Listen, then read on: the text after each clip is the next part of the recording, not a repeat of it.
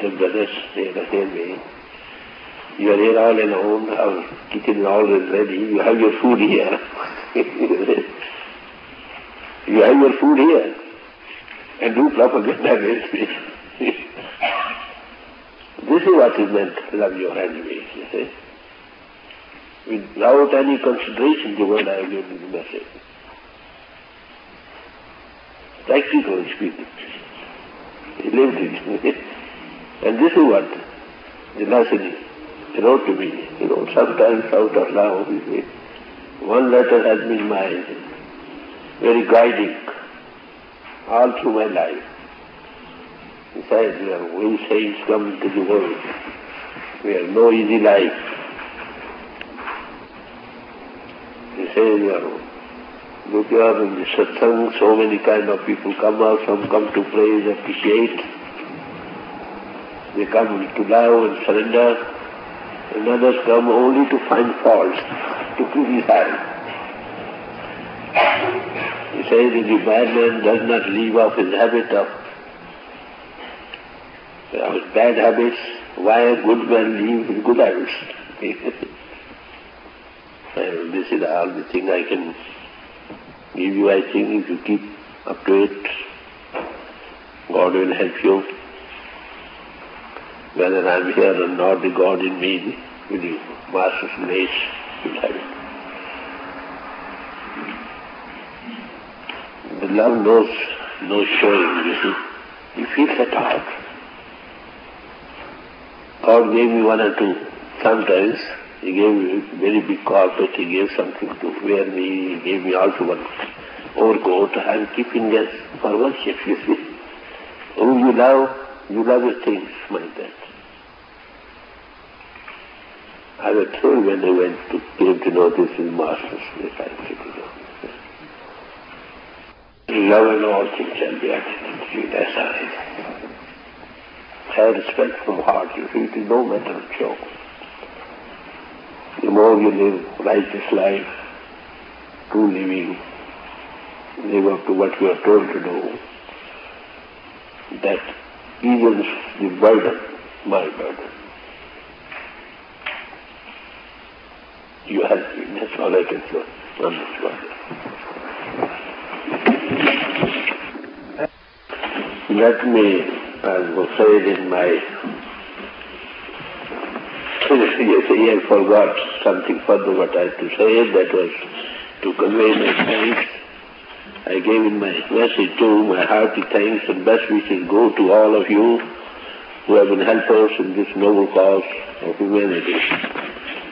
Especially those who have left their hearts and homes and have been following with me all throughout Canada, United States, up to Panama. Some have left out their jobs too, you see. I quite appreciation I got at heart. And now with his family and some others, also Russell is there, and so many others, Ring is there, and so many others have been found most of the time with me. Cohen is here, and I here's remembering now everything.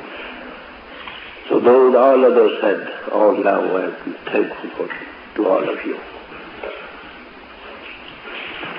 10th Guru of the 6th says about his followers who were with him, that for the sake of their cooperation, only he has been successful in his mission. So I may say all success here has been due to each one of you. So my thanks go to you all. Because I have made your thanks, not a thanks. I must be thankful. This is a talk by Master Kirpal Singh on January 1st, 1964, at the parents' home in Miami, Florida. Have any heart-to-heart talk, then you can ask anything. And take up that point what you would like. All of you are welcome. That's all I can say.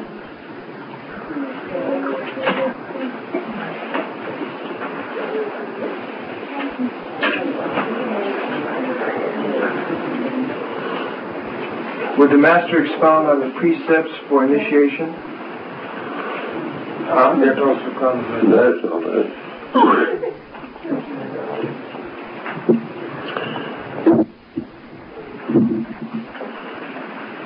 First of all, we should know what initiation means. Initiation is no ceremony, no rite, no ritual, no offering. It is just like a school. A lesson is given. And that lesson, first the theory explained, enough. And then experience is given, you see. We are all children of God. God is light, and we are also light, being of the same essence as that of God. But our light is enveloped by different coverings of the physical, astral, and causal, and supercausal. Just like a lamp which has 2, 3, 4 coverings, it appears that there is no light there. But when you shake off one covering, you have some light. When you shake off the other one, more light. As you shake off all coverings, you see it is all light. Similarly, we are light, children of light. But enveloped by so many coverings, you see. So initiation means just raise our soul, shake off the covering first, which is of the physical body, and which is iron curtain, I would say, bring the soul above it. To raise the soul above body consciousness, physical consciousness, and open the inner eye to have experience of light. And also to open the inner eye to hear the voice of God and music of the spheres. This is what this actually means by the word initiation. To be initiated into the beyond. Learn to die so that you may begin to live. For that, what have you to do? We are souls, conscious entities. Our seat of the soul in the body is back the eyes. You must have seen some man dying. The life withdraws from the underneath, goes to the back of the eyes, and eyes are upturned. Then the dropsy comes, what is called death. So seat of the soul in the body is back the eyes. But it enlightens the whole room, whole body. To those rays of the soul, you might say, which is enlivening the whole body, those are to be withdrawn and brought to the back of the eyes. There the inner eye, or the single eye, opens. We see the light of God. That is why Christ said, if thine eye be single, thy whole body shall be full of light. Now we have got 2 eyes. How the 2 eyes can become single? That's a practical question. Similarly, all of the masters say the 3rd eye should be opened, that is back of the eye. But that opens only when our life current, our sensory current, is withdrawn at the back of the eyes. This is first step. And for that there have been many ways prescribed for that, and many of them are man-made. They are time-consuming, difficult, hazardous too, and we are hereditary not fit for those these days. They involve prana system. breathing, etc. Or by intellectual wrestling we come to some conclusion. But that is not seeing. So it is a matter of practical self-analysis. How to rise above body consciousness, how to die while alive. Saint Plutarch tells us, those who are initiated into the beyond, their soul has the same experience as the soul has the experience at the time of death. So we have to withdraw our soul to the seat of it, which is at the back of the body. So initiation means just somebody, if you can do of your own self, well and good. Anybody and everybody is welcome. A blind man needs 2 eyes to see. If not, then in that case, we need the help of somebody who knows the way, who is competent to do it. And who is competent to do it? Not the Son of Man, mind that.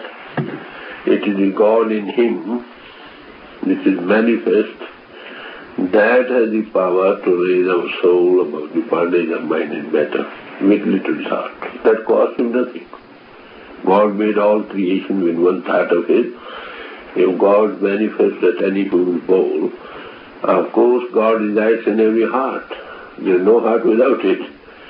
But God is not manifest there.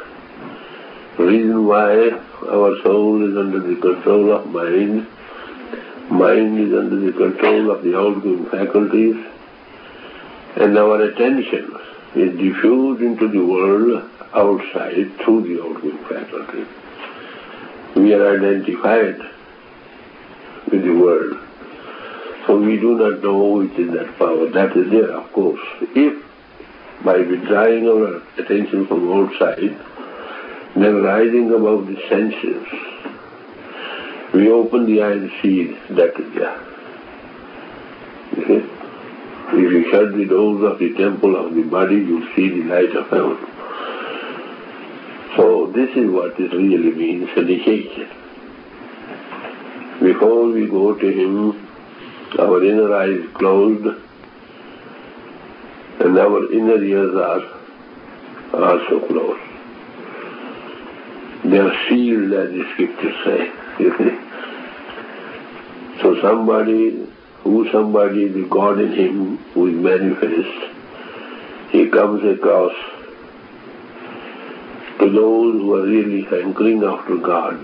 There is food for the hungry and water for the thirsty. Guru appears when the chela is ready. You see? That is God-made arrangement, no man's arrangement. He sees some child is after him and then he makes some arrangement to bring such a seeker after truth somewhere where he is manifest, and that manifested God is competent to give him that experience of light and hearing of the music of the spheres. So this is what is meant by education. That is why Christ said to his disciples, "Blessed are you who see things what the old prophets and righteous men could not see." Then he said, "Blessed are you who hear things that the old prophets and righteous men could not hear." So there is something of seeing and something for hearing. Hearing the voice of God and seeing the light of God. That is within us already. That is the controlling power which is keeping us in the body. Otherwise we would have run away out of the body. That's all. 2 eyes open, 2 nostrils open. But we cannot. So this is exactly what is meant by initiation. That affection no religion, because religions are a school of thought in which we have joined to have this very truth. Truth is one. God is light. And God is music of the spheres. A blind man is truly defined by masters as one, not one who has got no eyes on the face, but whose inner eyes closed. In the terminology of the saints, a blind man is one whose inner eyes closed, although he has two eyes on the face. So when you come to him, you are blind. When he gives you a sitting, well, you see light, you testify. So when you return, you are not blind anymore. Now you close your eyes, you see darkness. The one who is competent to remove that darkness, veil of darkness, and the light flows forth, and you testify it is so, well, this is what is meant by initiation. And this here, the ABC starts. This is not the end all, mind that. When the world's loss is end, there it starts. There are so many mentions in the house of our Father. There are physical planes, astral planes, causal planes, supercausal planes, and pure spiritual planes in the house of our Father. So, the one who is competent to bring your soul up into the beyond and give an experience of the light of God and hear the voice of God, he is also competent to guide you when you rise above body consciousness and traverse into those planes. It is the God in him, what is called God power or the Guru power or the Christ power. This is the ultimate goal before us as a man, and the purpose of joining various religions is only that. And you'll find in each religion, a true Christian is defined as one who sees the light of God. A true Hindu or a Sikh or a Mohammedan, anybody, you see, in the scripture you'll find he is one who sees the light of God. We have joined various schools of thought. These are the first step. To remain in some school or college is blessed, but to remain there, not to have that purpose for which you have joined, I think you have not derived the full benefit of joining that particular school. Of course, we have taken the first step required for preparation of the ground. That is reading of scriptures, saying prayers, performing certain rites and rituals. The purpose is what? By reading scriptures, we know what Master said on the subject.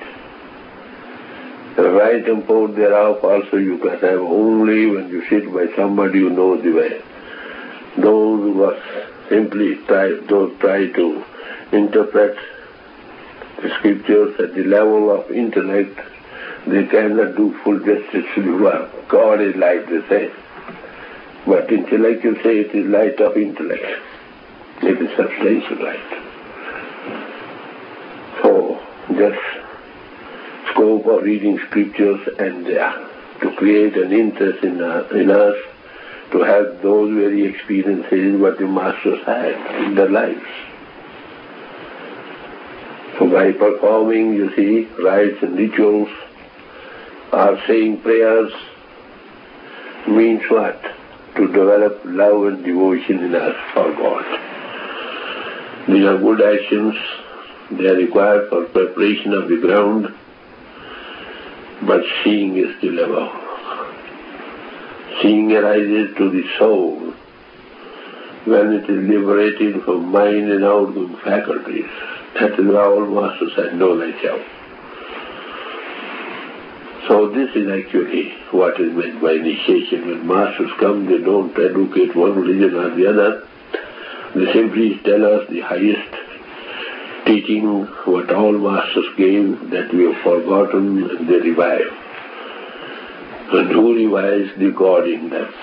That's all. This is what this is required. There's something required for that. Preparate the ground. First, who can unite you with God? Only it's God's grace alone that can unite you. First, to rely everything to God. Second, there are some preparatory things required, you see. Strict vegetarian diet, avoidance of whole meat, fish, fowl, and eggs. Why? Because people think that they give strength. What do the animals eat? How strong they are? They call the power by horsepower. You see? Now there's a complaint in the West about the vegetarian diet, you see.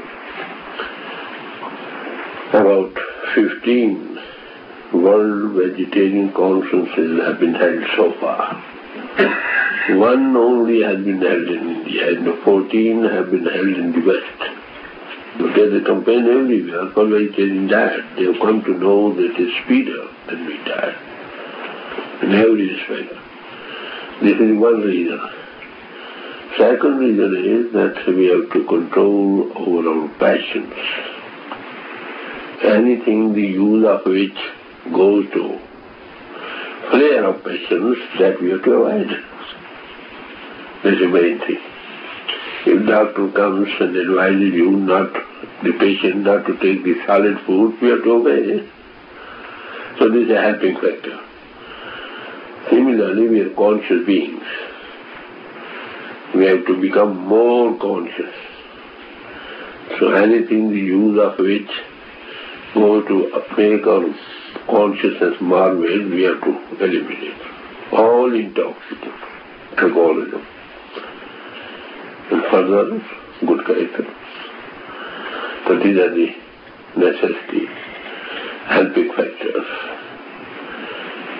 to be initiated. Even if you get it, don't live up to it. Take heed that the light which is within you is not darkened. So this is what is meant by initiation, and these are the preparatory grounds. There is food for the hungry and water for the thirsty, maybe as a reaction of the past, or by passing through various vicissitudes in life. By discrimination we know what to do. So this is sort of, hunger with us to have some safe refuge where to heaven. So such like a person in whom this subject has arisen, God sees, He is within us. He makes some arrangement to bring us in contact with somewhere where you can be initiated to the beyond. This is what is meant, that does not affect any religion. That's the basic principle of all religions, which we have forgotten, that's all. And by parallel study of religions you'll find like that. We all gave all the same.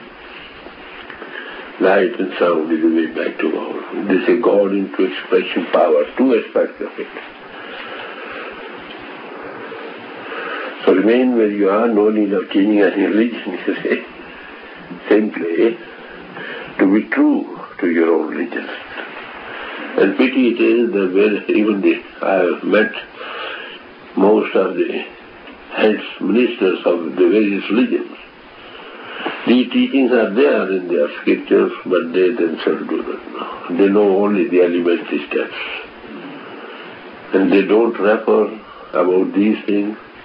If they do refer, the people ask, well, give us these. Then it's better not to mention about it. So to us as human, we forget. Masters come from time to time to revive that very forgotten lesson, you see. So this is no new religion, no new faith, no new formation. This is helping everybody to be true to his own teachings of their own masters to whom we belong.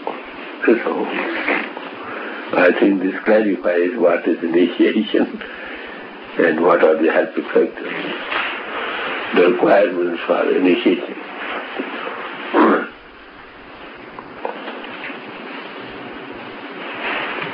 What else? Thank you, teacher. No, that's all right. So we have met after a long time, you see, first time in Miami, probably.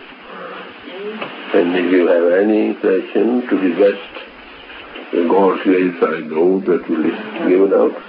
Can you clarify karma? Beg pardon? Karma, can you clarify it?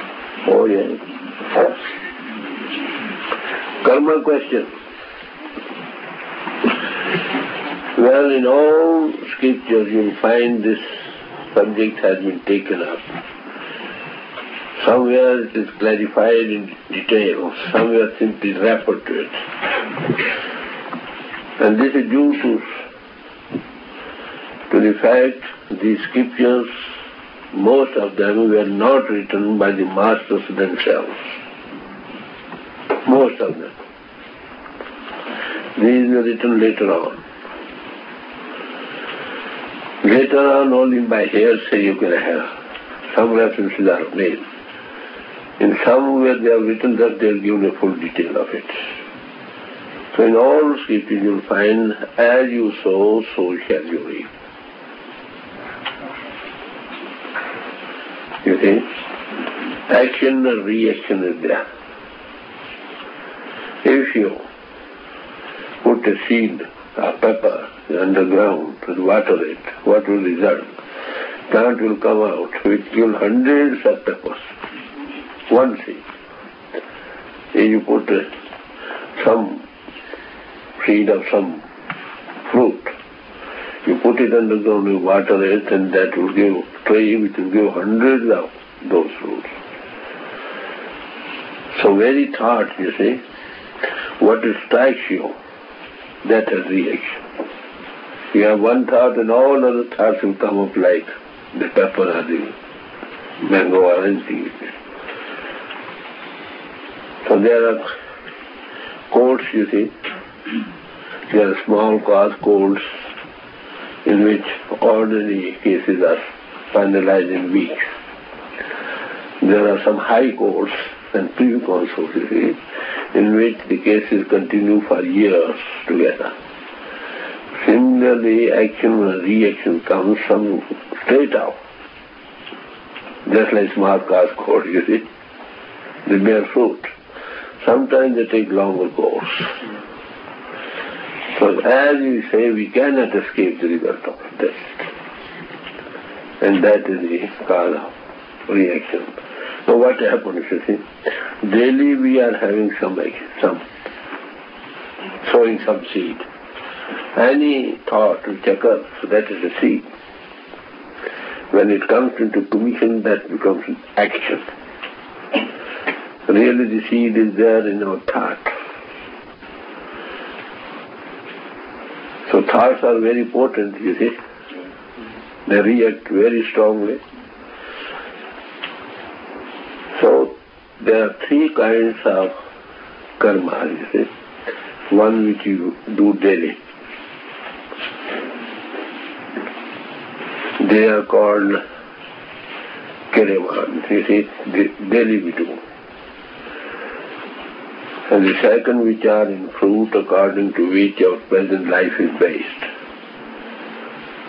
Wheels are low, the richness and poverty, high position, low. Some make very strong effort, they cannot go to the front. Others make little, no, they come up to the front, that's all. Some are very learned people, they cannot earn their livelihood. And others are not so learned that they have hundreds of millions of dollars, you see. So these are something, reactions of the past which is bear fruit according to which our present life is based. And there are still some seeds which have not grown as yet, grown into fruit. Those are called in store, karmas in store. So these are three, I think there is no end to them. You see, every day we are sowing seeds, they are bearing fruit, others are still in store. Well, go on, action, reaction, and like that. I tell you, this is mentioned about Lord Rama, perhaps Ramayana, what you might have heard, that he, after that came Krishna, Lord Krishna, you see. How he died, you know. Krishna was lying in a wilderness and one hunter was there. There was one eye, you see, in the feet that flashed like the eye of an antelope, you see. At a distance, it shot an arrow, you see, that went into his feet and he died. When he came near to his side to Lord Krishna and asked him why, well, I regret I never made that, but I thought perhaps it was the eye of a deer or antelope, that is why. So no, don't fear. It is the I kill you. Yeah. In the Lord Rama's case, you see, that is the reaction. If even the incarnation cannot escape the reactions of karma, how can we? So now question arises, is there no hope? There is hope. How? That is it. You have to say anything? I am going to reply further. Yes, in pertaining to diet. Yes, let me finish this. Yes. Okay. Then no further. So there is, when masters come, what they do? They wind up all actions, all karmas. How? There is no end. Action, reaction will go on. We seed, sow new seeds, some are in fruit, some are in store, again it goes on like that. There is no end to that. And even the incarnation cannot, I will escape. What the masters do, those who come up to him, they lay down a line of action. Future life. Don't think of anybody, thought, word and deed. Be truthful in all your actions. No acting, posing at heart something, saying something like that. Not deceiving anybody. And to be chaste in thought, word and deed. And love all. And do selfish service. These are the actions laid up for future. If you do that, well, there is no sowing. It's pretty tough. Anyhow, tough. Therefore, you see, everything appears to be tough, but there's something more than not that much over, you see. This is for reaction. They give him a contact with the God within, with the light and sound of God within. That goes to nullify, help him inside, you see. They have love for all. Naturally, these things become easier. This is one thing. And those karmas which are in fruit now, according to which our present life is based, they do not touch it. Otherwise, if they touch it, then the man should die. You see, because our life is based on that. But they do, you see what they do, they give food, bread of life to the soul. They give a contact with the light and sound principle within, that is the bread of life, and the soul becomes strong. What is the result? That these present karmas which come of sometimes poverty, sometimes sickness, something this, because the soul is strong, these all reactions lose their pitching effect. Just like there is a fight going on. They are one very weak and the others are very strong. And the weak man gets one blow, he is stunned. He says, I am killed. And others, they are strong now, but there have been so blows and fighting, we did not even care for that because they are strong enough. So reaction do come up, but they get the strength of soul by the bread of life, which is coming in contact with the light and sound principle within. So present life pass that way. And those in stores, when they come in contact with God, become conscious co-worker of the divine plan, all karmas which are in store, they are burnt away. Just like seeds, if you roast in the heaven, you see, they don't grow up. And this way, how the whole karmas are wound up. That is why I had to say, what is the use of going to your master if these reactions are not ended? Just like if you go to the feet of a lion, be afraid of the jackals. What's the use of going to a lion? This is how the karmas are wound up, you see. First, by prescribing certain conduct of life, second, inner contact higher. Like that. You feel? Yes, I have two questions. Yes. What should I do?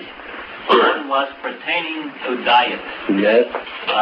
We are to abstain from fish, meat, Yes. eggs, and etc. Now, must we also abstain from coffee and tea, which has caffeine and tannic acid? I tell you. Coffee, tea, etc., you see, does not give you too much intoxication. Intoxication, they come under the category of intoxication. Goes against the laws of health, but does not affect killing somebody. I'll tell you why. You see, that is also a sin, strictly speaking. Even to breathe is sin, because we kill so many insects. To walk on earth is also a sin. We trample so many insects underground, under the feet. To eat vegetables is also a sin. Let me go further. But each sin has its own value, comparative value. Oh, but must you abstain from the coffee and tea in order to fulfill the word? That's all. This I am telling you. That is a sin, strictly speaking, but that does not give you intoxication all at once to lose your consciousness. You see? For that some use light, etc. That's another thing, but strictly that is against the health laws. Now, one more thing. Must you become a celibate? Must you abstain from sex entirely? That comes further. One thing that we clarified, that point is not very clear, I think. You'll have another, this wake up again. Even I was telling you to eat vegetables is a sin. Yes. You see? What, to eat vegetables is a sin? I tell you, I said breathing is a sin. Yes, I'm going further more than that. Why? Just have the patience with it. What is sin? I tell you. Sin which stands in the way of the realization of God, that is a sin. There are least sin and there are grosser sins. For instance, you kill a man, you are hanged. You kill an animal, you are simply fined because there nobody is going to be hanged for that. You kill birds and insects, nobody cares for it. So why you find in the elements, in the lowest vegetable there is one element fully developed, 4 are latent. In insects there are 2 elements developed and the others are latent. In birds there are 3 elements fully developed and 2 are latent. In animals there are 4 elements fully developed and 1 is latent. In man all elements are fully developed. So it is comparative, you see. What the master says, live on the least things, vegetables, you see, or grains, and become conscious co-worker of the divine plan.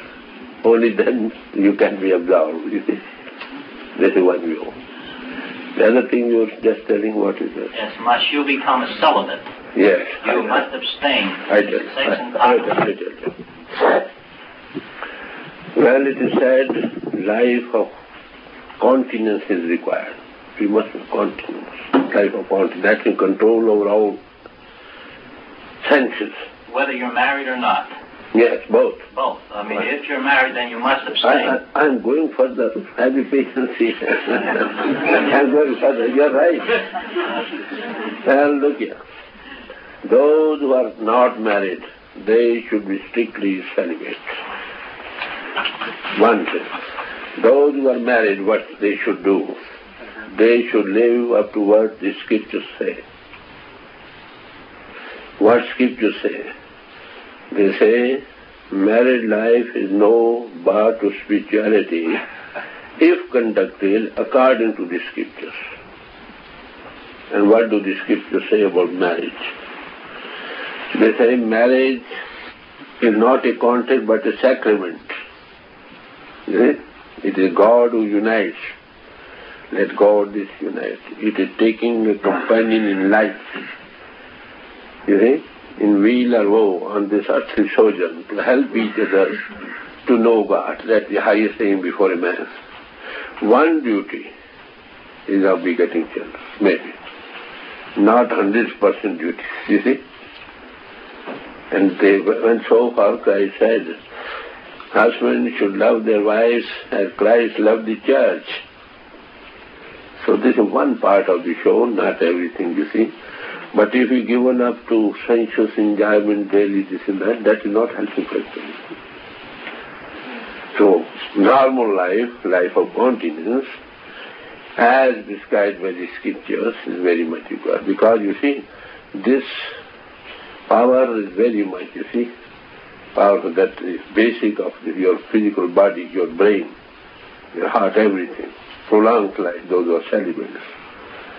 But it's a very valuable thing, you see. It is how it is made. They say, from child, what you eat becomes child. From child is produce what is called blood. 40 drops of butter gives you 1 drop of blood. This is something, calculation they have made. And 40 drops of blood gives you fat. From fat comes the bone, muscles and bones. And from bones further it dwells into the pit in the bones, you see. And from that this is the lost reserve which comes up. It's a very valuable thing, you see. We must keep you feel very bad, you see. The more you keep it, the more you are given up, the following day you feel very not happy, you see. Your spirits are down. So that way of married life is no bar to spirituality.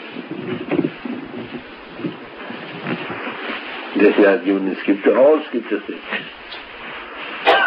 Maybe 1 or 2 masters were not married, the majority of them were married, but they are not life as we are given up to all household enjoyments. That's one part of the show. That's all. But did not Jesus say that the true marriage is made in heaven? Of the soul. Yes? There's such a thing as soulmates. And they what? Soulmates. Soulmates. Spiritual soulmates, yes. Yes, that's right. We should, that is the ideal goal, that there be 2 bodies and 1 soul. That's it. True ideal of a marriage. There's not one dragging that way, the other dragging that way, and there is divorce courts there hundreds are open. Not that. Master says so, you see.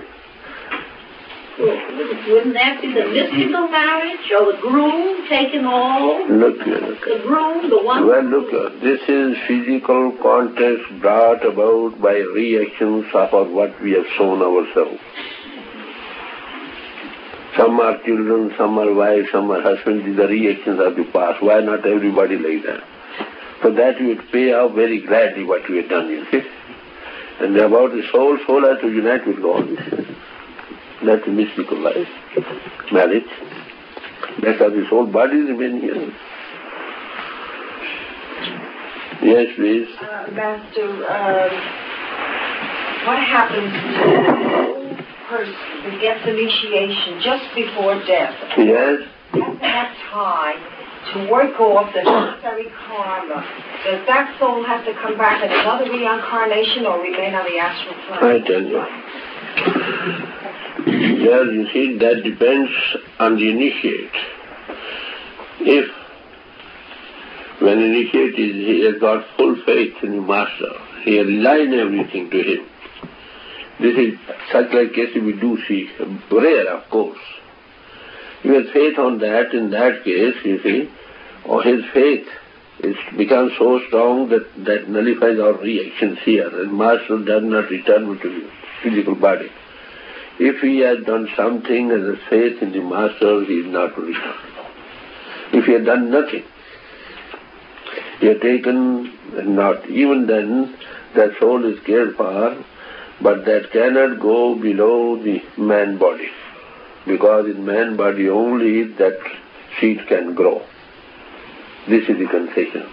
If man has done less, not fully, and his desires have been satisfied, if only desires remain 1 or 2 like that, those are also satisfied before leaving.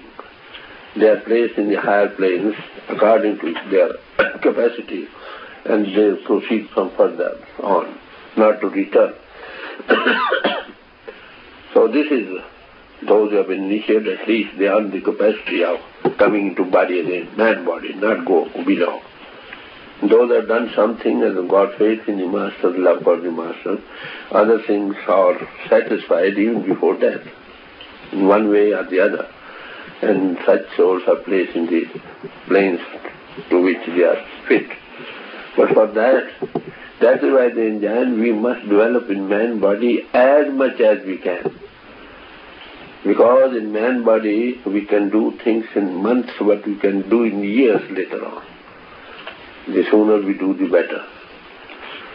So initiation is a blessing because soul is cared for, you see.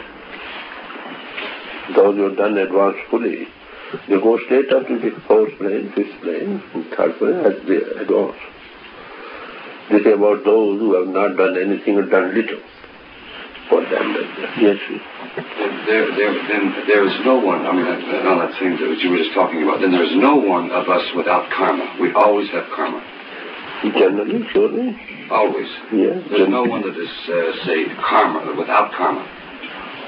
Every day we think that is a karma. Yeah. The very thought is a karma. Thought is a karma. Yes, as I told you.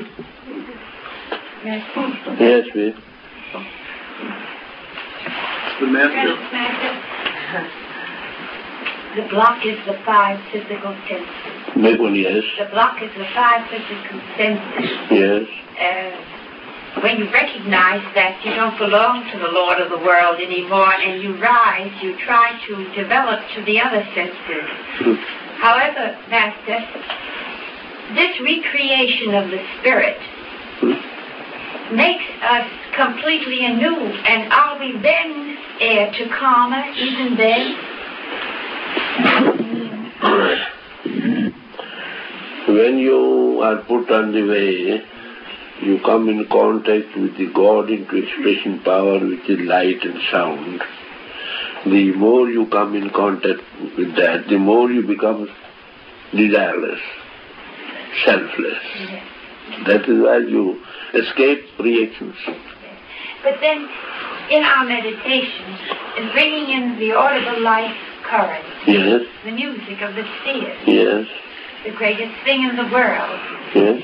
is not all music, vibration, music and color? It's all one light. Surely. Are we not light? Are we not a musical note, really? The whole world is vibration. You see? When there's more vibration, first they say God made world and there was light. And from light proceeds the sound. There are also vibrations. We are in light, but our light is invalid by, as I told you. If it is there, then you'll find that light and sound is reverberating throughout all creation without closing your ears and without closing your eyes. Then you are one with Him, and this is what is called the revelation path. It was not Revelations commence when you rise above body consciousness, and they grow more and more as you progress. You see, be still, physically and intellectually, and know that you are God. But then the responsibility of living it, of taking dominion, of acting God, not being just becoming God, but acting it. First we have to be the lover of God. Love, you see, is one that unites soul, blends the mystical marriage, becomes one later, ultimately. Yes, please. Is there a possibility for any person while living on this earth to become a master? Yes, I tell you. Last time when I came to United States, the two children were put on the way. You see, they're small, 6-7 years old. I asked them what you want. They said, we want to become masters. Alright. I told them, you have been put on the way, you develop further, you may be selected as a master. It is God who selects master, not the votes of the public. When he sees fit anybody, and some come as fit already, one principle is transferred from one college to another. Some are dwell in their own college, and they dwell there, made professors and that principle. So there's possibility. Each man is in the make. Each man has his own background. Some are more ready, the others are less. It sometimes happens too. Man is in the make. He has dwelt already sufficiently. Well, he can be selected as a master. Yes, every saint has his past and every sinner a future. So many are called and few are chosen. Yes, those who are given initiation. Many hear these things, they have no desire for that. Out of this, in any town there are millions of people living, but how many come up for this thing? Very few. God, is God's grace, only that works. Finally, when are we going to, how can we know we're ready to take that trip to Nirvana? By what? No question. No, I see. Wait. When will we know we're ripe enough that we have... Oh, that's all right. This question was put up. Any warning that... I tell you. I reply to your question, please.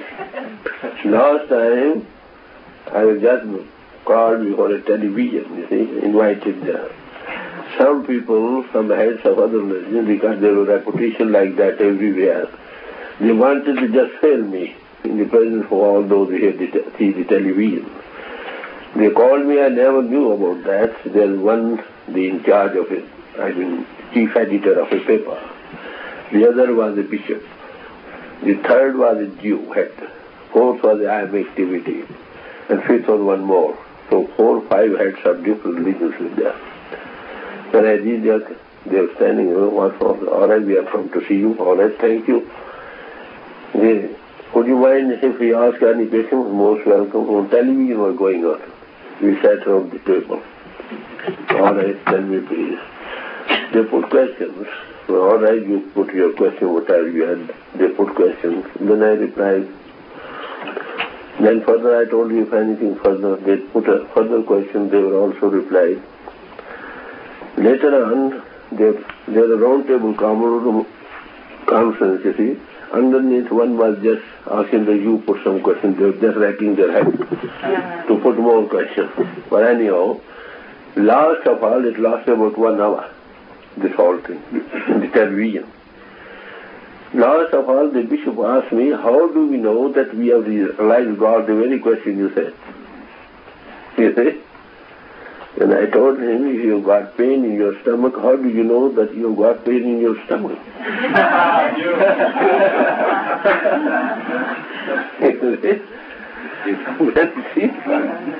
There's nothing outside to show, you see.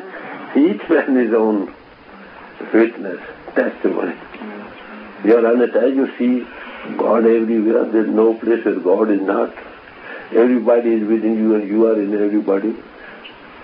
All froth and foam is over the sea and there is still water underneath. You dip in there.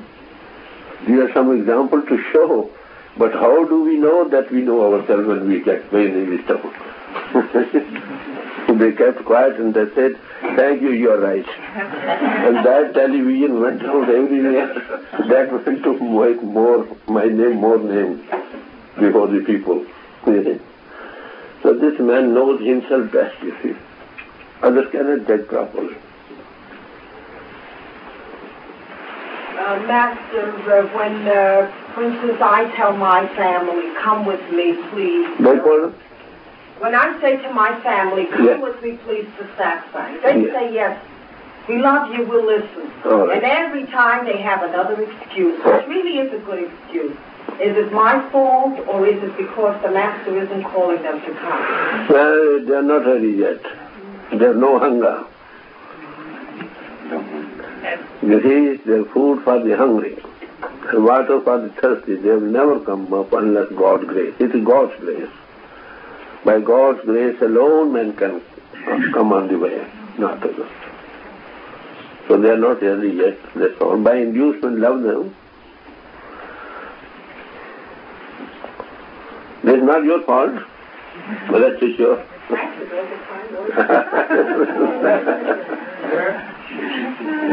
Yes, please. I have a question, sir. Yes, please. Judging by the outcome of this meeting and what people have been talking about, it seems to me that most people are more concerned about sins, their personal sins. Yes. Or crimes against God and fellow men. Now, some people are older than others here, and they have sowed more wild oats than others. They have sowed more wild oats than others. I ask you this question. Yes. Most people here are concerned about the burden of sin. Well, what is sin? Or karma, what you call it. Karma, I will explain. What is sin, what you mean to say? Yes. The question I want to ask, sir, reverently, is does God grant any dispensation of grace to those of us who have been guilty of gross crimes? Yes. Such as myself, I have killed hundreds of men. Yes. Under combat conditions. Now, according to the laws of God, one law says, "Thou shalt not kill." Yeah. Men are put in a position and forced to kill. Is there any dispensation of grace that God extends to people who have sinned and they have become aware of their sin and they are sorry for their sin and they're trying to find God's favor in forgiving this sin? Now, is there any way that a man can be assured that his karma has been wiped out? Yes, I guess it's like that. There is law of judgment and there is law of grace. Both are there. If a lamp is burning, you see, always there is darkness underneath. If a bulb is burning, there is darkness above.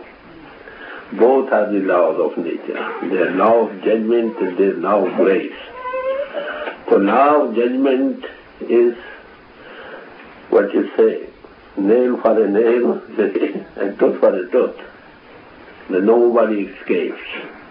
The law of grace, which is dwelt by how, I tell you. When you become beloved of God, the God in man is, because it is God alone who can give that contact with him. He comes across by some person at whose home God is manifest. He follows him, repents for his past actions. He takes him under his care. Don't you remember the case of Christ when one lady came up, lady of the woman of the town? He entered there, you see, he washed his feet with the hairs, cleansing the hairs. And the Simon over there, he thought, who had stained such like master was there, he became faithless, he became. Why has he got any cognizance with this lady here, which is woman of the town? Then Christ, because they read the heart of others, he said, well, Simon, look here, and yes, do you know if a man owes somebody 50 talents, he has 500, and the man who had to take, he forgives both, to whom he had done more favor. And he thought perhaps he is a very overactive master. He says he wants to conceal his sin. Because each man thinks from his own level, you see. He said, yes, those of whom we have forgiven 500. Then he said, look here, I came to your house. You did not welcome me. You did not wash my feet. You did not offer me anything. He has come wept with the tears, he has washed my feet, this and that. He says, well, I forgive thee, for thou lovest much. The law of grace too, you see. Because if you repent, fall down at the feet of God in man. It is God, you see. Well, if God can create world, in that case, your reactions are nullified. If, as I told you just now, who is geared to forgive sins? Only God. God can forgive sins. Is it not? God can. But the point is, in whatever plane we are working, we have to abide by those laws. When we rise above and become conscious co-worker of the divine plan, with all reactions, as I told you, the karmas are wound up. So there is law of grace too, if we are on it. Both are laws. Laws of judgment also. There no, you see, I tell you, sow a seed. There's a hen before or an egg. Is there any way out? No. There's seed before or the tree. So there's no way out, you see. When you rise above these levels of thinking, you see, physical, astral, causal, you see, become conscious co-worker of the divine plan, well, all seeds are burnt away and cannot grow. That's how it stands. If a father, suppose your son is there, he has fought with somebody, would you like to send him to the police? You slap him once, twice, your own self, but you won't let him go to the police. The interned, you see. There's something like that. So love is the greatest law. Love knows what? Keep my commandments.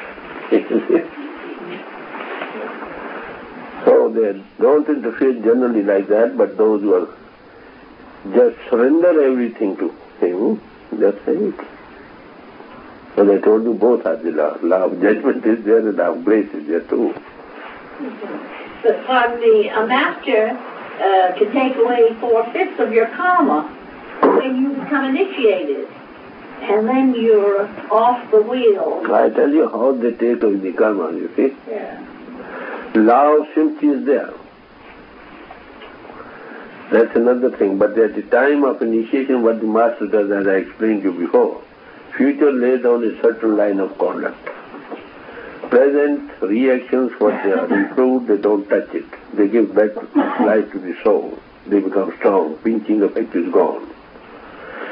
And when they given a contact with him, the light, the sound, etc., as they become conscious co-worker of the divine plan. All previous karmas are burned up. This is how. His greatness lies in the fact we cannot rise above body consciousness. With little thought of his, you see, he raises his soul maybe 10, 20, 100 sometimes. All rise above and sit, give contact with God. That soul which is bent down, you see, under the burden of karma, that is raised. I think that costs him nothing.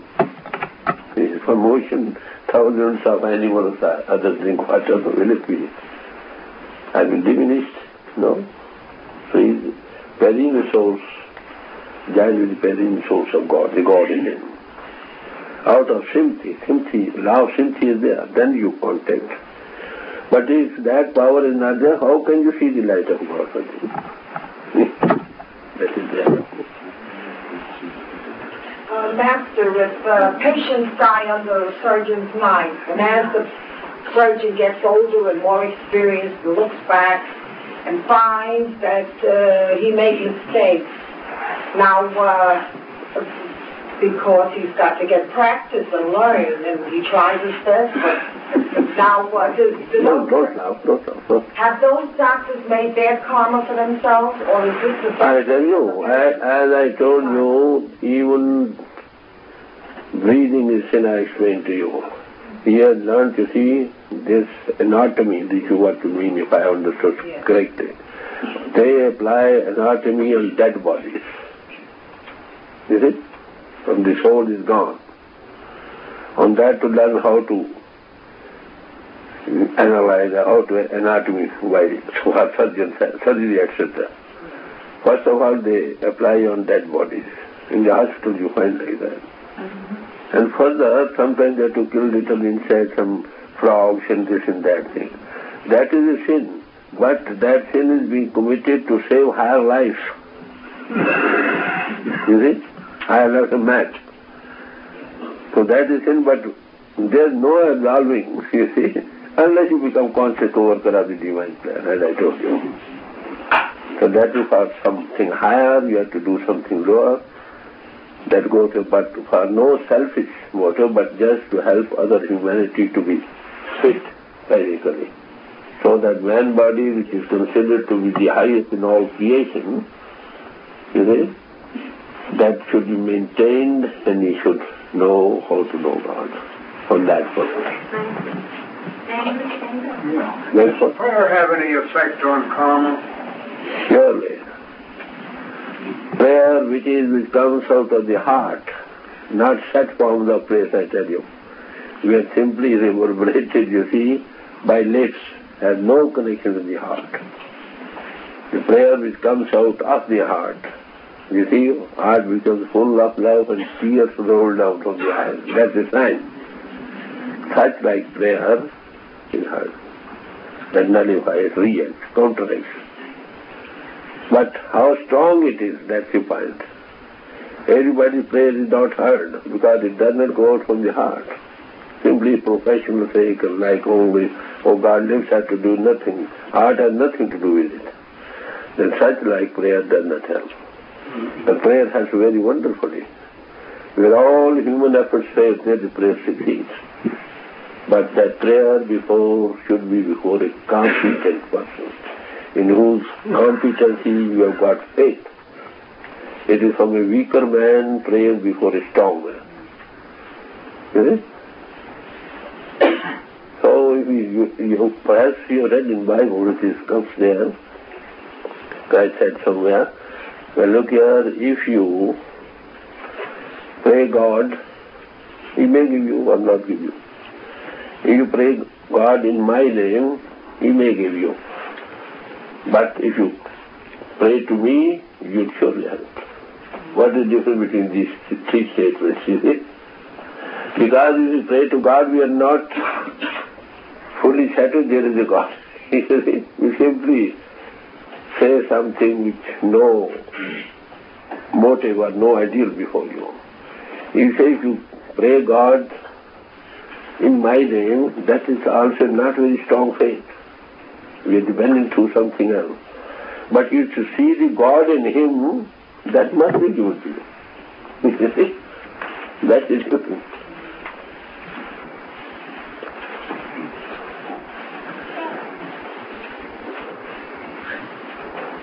Well, what is our problem? Yes? What can I do to get away from all that bad thinking when I meditate? Can't seem to concentrate. You see, there's a way when you come to a master, he gives way for that. Two ways. One, by self-introspection, keep a diary. The other, he gives a contact within. You see?